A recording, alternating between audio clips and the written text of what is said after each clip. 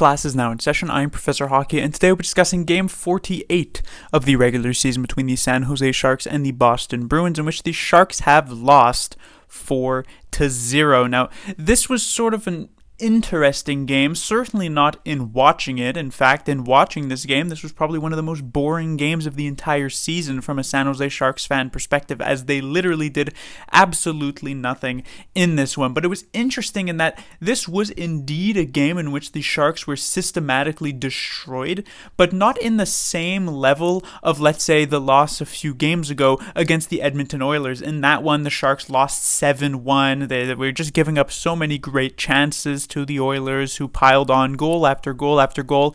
Here tonight, it's not as though the Bruins put up 50 shots, got like 30 high danger opportunities, were lucky to have even lost by 4 and could have lost by 7 or 8. No, the Bruins, honestly, they didn't get a ton of chances for themselves, but they just completely shut down anything that the Sharks wanted to do. Any shot that the Sharks would get, which were very few and far between, were essentially just one and done opportunities where it came not even particularly close of actually going in, and it was very much a men versus boys type of situation here. This would be like if you would put up, the Team Canada Olympic squad versus like the Team Austria Olympic squad, and because Canada doesn't want to just completely embarrass Team Austria, they kind of like let their foot off the gas. They get the goals that they need to actually be able to secure the win, like the Bruins did here tonight, but they don't necessarily pile it on. That's kind of how it felt here, as it was just a massive difference between the skill levels of these two teams. And so here tonight, it's not as though that the Sharks got completely destroyed, as though it was hard to watch or anything like that. It was just a game in which the Sharks really from minute 1 had zero opportunity to win. I mean, they only had 5 shots halfway through this game. That is 30 minutes, and just 5 shots in those 30 minutes. By the end of it, they managed to get more than that, because that would have been on pace for just 10 shots in the game. They managed to put on, I believe, 19, but that's still an incredibly low number for a full game, and the 0 goals is very indicative of how many actually good chances they had here tonight. Starting off in the first period to quickly move through the score, but as I said, it was pretty consistently just Bruins never really relinquishing control of this game. They got a goal from Lindholm in the first period, a very nice goal where he dekes out Eyssimont. Then in the second period is McAvoy, who goes right through both Karlsson and Timo Meier on the 4-on-4. Then it's made 3-0, and then going into the third period, a power play goal from Pasternak, 4-0, and that would be the score by the end of this game. So on to the players to talk about. It is a bit difficult to really talk too much about these players because, like I said, the Sharks just kind of got dismantled in this one, and so all of these players, I can't necessarily say that they were awful and hemmed into their own zone or anything like that, and I also can't necessarily say that they actually played good at all.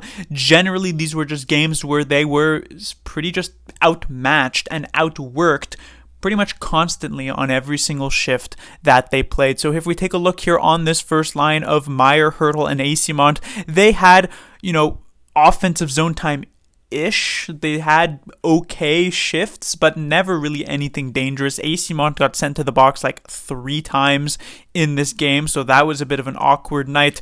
And one thing that I do actually want to mention does relate to Timo Meier, as of course it is the trade rumor talk that has been going on recently as we approach the trade deadline, which is just over a month away from now. We're getting closer and closer to that point, so we're obviously going to start talking about some of the players on the move, or potentially on the move, I should say, from the San Jose Sharks, and obviously the biggest name is Timo Meier, and it really does feel as though the trade talk surrounding Timo Meier is even louder than the trade talk surrounding Tomas Hertl last year, which makes me think that this Meier move may very well happen, and if that does, that will of course be unfortunate for the San Jose Sharks and their prospects in the very near future, but potentially, depending on the return, it could bode some good things later on. At the beginning of this year, I made a video discussing a possible Timo Meier trade, and I said that the Sharks shouldn't part with him, and that really hasn't changed all that much as we are more than halfway through the season. But the fact is, if it does indeed happen,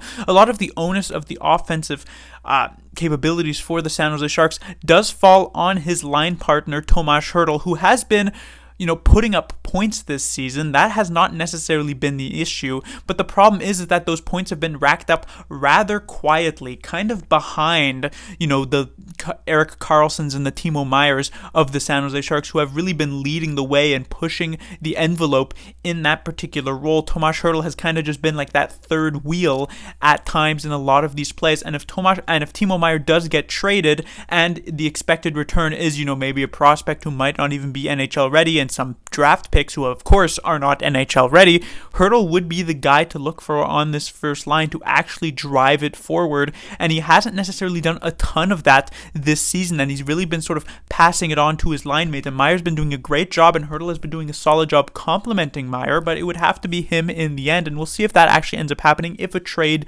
does indeed come to pass. On the second line, honestly, not too much to mention here of Couture, Nieto, and Barabanov.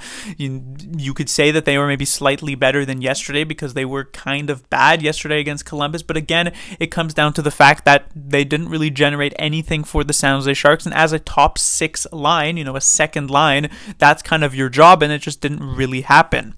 On the third line, this is where it kind of fell apart, I could say. The third line against the Columbus Blue Jackets was the Sharks' best line here tonight. It was probably one of the worst lines, not as though the other lines were so fantastic, it's just this line was exceedingly bad. The Bruins didn't have a ton of amazing shifts in the offensive zone. They just kind of prevented the Sharks from doing exactly that, but the shifts that they did have in the offensive zone and were working it around and were really abusing the Sharks, this third line was on the ice more often than not for those particular situations, and so bit of a rough night for them. And it does come back to the Kevin Labanc situation. It felt as though Labanc would probably return to the lineup here tonight after the terrible outing against the Blue Jackets just yesterday, but that didn't end up happening, and now with yet another terrible outing tonight here against the Boston Bruins, does Labanc come into the lineup?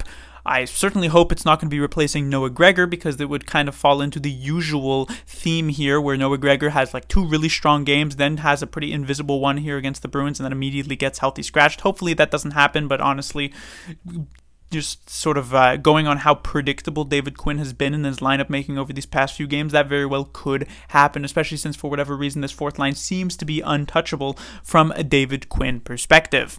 When it comes to the defensive side of things, the Magna-Erik Karlsson pairing, I shouldn't say that necessarily. I thought Karlsson actually played rather well defensively, except on this Charlie McAvoy goal, which was just absolutely disastrous. As I mentioned earlier, McAvoy kind of just walks right in between Meier and Karlsson. And while Meier at least feigns an effort on this when McAvoy is going past him, Karlsson doesn't even do that. In fact, he just sort of watches him and even maybe slightly gets out of his way so that McAvoy could just skate right by and get this goal onto James Reimer. It was a pretty weak effort as much as it could really be. And I also want to mention that later on in this game, it felt as though there was a lot of frustration exhibited by Erik Karlsson, which is obviously not that much of a surprise. Any player who is on a worst team, one of the worst teams in the league, that is not making the playoffs, that is losing a game, 3-0 and just not even getting any good chances in it, is indeed going to be frustrated. But of course, like I mentioned with the trade rumors of Timo Meier, while those seem maybe more tangible, there are still the trade rumors of Erik Karlsson, which will of course be quite difficult for it to actually come to pass, but you never know. And Erik Karlsson having that control of where he ends up, because he's got that no move clause or the no trade clause or whatever clause that is in his contract that allows him to sort of veto certain trades, he might be more and more willing to actually go really anywhere that would head to the playoffs than remain on a San Jose Sharks team that just keeps losing. And then when it comes to the bottom pairing, I do want to mention, apparently Matt Benning was sick for tonight's game. I mean, maybe we can also say that he was sick for the previous one against the Columbus Blue Jackets, and that was a reason for why he was so bad in that particular game. Who knows? But in the end, it is Cicek who steps in onto the third pairing with Scott Harrington, and the third pairing was quite bad, similar to how the third line for the San Jose Sharks was the line that was on the ice a lot for some of those really good Bruins shifts. The same thing goes for this third defensive pairing, so just a situation where the Sharks got even more destroyed when these players were on the ice than usual. And then finally, when it comes to the goaltender, James Reimer, I mean, it was a pretty Capo Kakinen style of game. How many of these goals did he actually have that much of a chance on? A couple of them. The Lindholm one was a very good shot, but not an impossible to stop one. The McAvoy was a fantastic move, so I won't fault him too much on that. The Pasternak one-timer from a fantastic, one of the best shooters in the entire league, so it's hard to fault him too much there. But generally, it was a game where Reimer lets in 4 goals, but even if he had let in just 2, even if he had let in just 1, the Sharks would still lose because they have 0 goal support in this one, and there weren't even that many chances for them to get any. But that will do it for this review. The Sharks will be back in action Tuesday against the Detroit Red Wings, and we can only hope and pray that it will not be as deflating mentally as this game was, because this really will go down as one of the most boring games of the season, and potentially one of the most boring games that we have seen the Sharks play in a long time. Class dismissed.